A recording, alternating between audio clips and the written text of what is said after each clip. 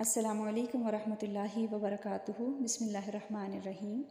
رب اشرح لی صدری ویسر لی امری واحلل عقدۃ من لسانی یفقہوا قولی۔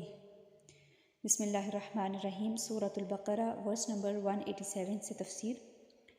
احل لکم لیلۃ الصیام الرفث الی نسائکم ہن لباس لکم وانتم لباس لہن علم اللہ انکم کنتم تختانون انفسکم فتاب علیکم وعفا عنکم فالآن باشروہن وابتغوا ما کتب اللہ لکم وکلوا واشربوا حتی یتبین لکم الخیط الابیض من الخیط الاسود من الفجر ثم اتموا الصیام الی اللیل ولا تباشروہن وانتم عاکفون فی المساجد تلک حدود اللہ فلا تقربوها کذالک یبین اللہ آیاتہ للناس لعلہم یتقون۔ تمہارے لیے روزے کی رات کو اپنی عورتوں کے ساتھ صحبت کرنا حلال کر دیا گیا ہے۔ وہ تمہارے لیے لباس ہیں اور تم ان کے لیے لباس ہو۔ اللہ نے جان لیا کہ بے شک تم اپنے آپ سے خیانت کرتے تھے، چنانچہ اس نے تم پر توجہ فرمائی اور تمہیں معاف کر دیا، اس لیے اب تم ان سے ہم بستری کر سکتے ہو، اور اللہ نے تمہارے لیے جو لکھ رکھا ہے وہ تلاش کرو اور کھاؤ اور پیو حتیٰ کہ تمہارے لیے صبح کی سفید دھاری کالی دھاری سے واضح روشن ہو جائے، پھر تم روزے کو رات تک پورا کرو، اور جب تم مسجدوں میں اعتکاف بیٹھو تو اپنی عورتوں سے ہم بستری نہ کرو، یہ اللہ کی حدیں ہیں، لہٰذا تم ان کے قریب مت جاؤ۔ اللہ تعالیٰ کے لیے اپنی آیتیں اللہ تعالیٰ لوگوں کے لیے اپنی آیتیں اسی طرح بیان فرماتا ہے تاکہ وہ متقی بن جائیں۔ آیت نمبر 187 میں فرمایا، ابتدائی اسلام میں ایک حکم یہ تھا کہ روزہ افطار کرنے کے بعد عشاء کی نماز یا اس سے پہلے سونے تک کھانے پینے اور بیوی سے مباشرت کرنے کی اجازت تھی۔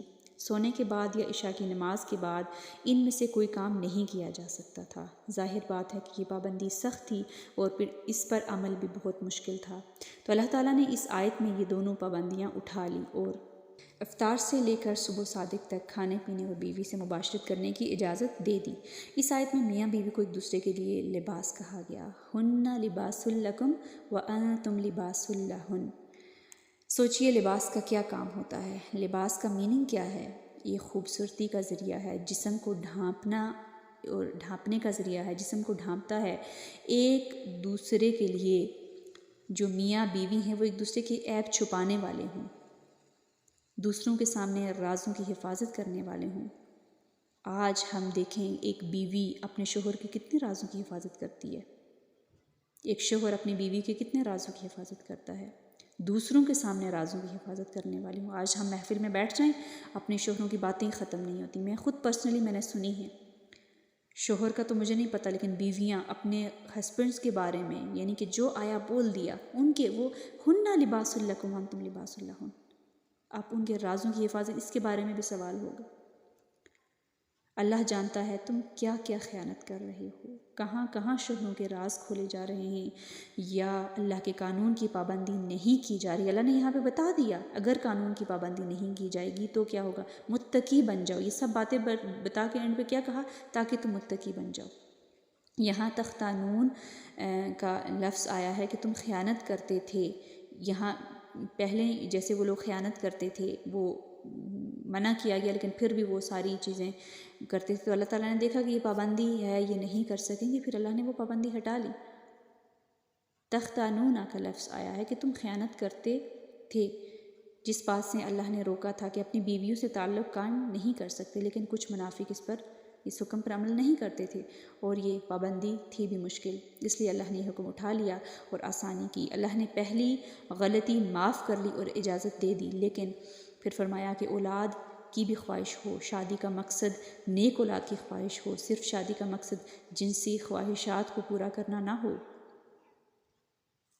اس لیے اللہ سبحانہ وتعالیٰ کا حکم سن کر اس کو فوراً مان لینا چاہیے۔ اس کے علاوہ حالت جنابت میں فرمایا، حالت جنابت میں روزہ رکھا جا سکتا ہے، کیونکہ فجر تک اللہ نے مذکورہ امور کی اجازت دے دی، کیونکہ اس کے بعد پھر غسل کر کے آگے روزہ رکھنا چاہیے، یہ نہیں کہ اس کی وجہ سے انسان روزہ چھوڑ دے۔ اس کے علاوہ روزہ جلد افطار کرنے کی تاکید کی گئی، ایک روزہ افطار کیے بغیر دوسرا روزہ نہ رکھا جائے، اس سے نبی کریم صلی اللہ علیہ وسلم نے سختی سے منع فرمایا۔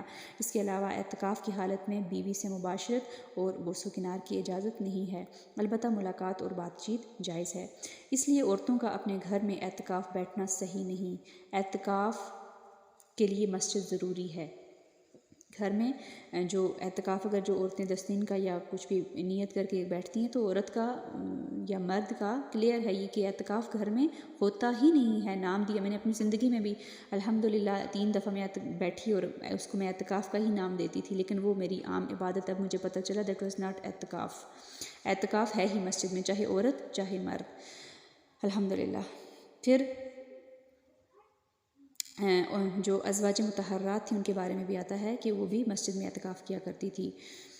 اس کے علاوہ بھی ایک بڑی امپورٹنٹ چیز آپ سب یاد رکھیے کہ کچھ لوگ ساری زندگی نمازیں نہیں پڑھتے لیکن رمضان کا انتظار کرتے اور اعتکاف بیٹھ جاتے ہیں۔ جو فرض ادا نہیں کرتا یہ تو ہے ہی نفلی عبادت، وہ آخری 10 دنوں میں اعتکاف کر کے بس سمجھتے کہ ہم نے کوئی بہت بڑا کام کر لیا، جبکہ یہ نفلی عبادت ہے۔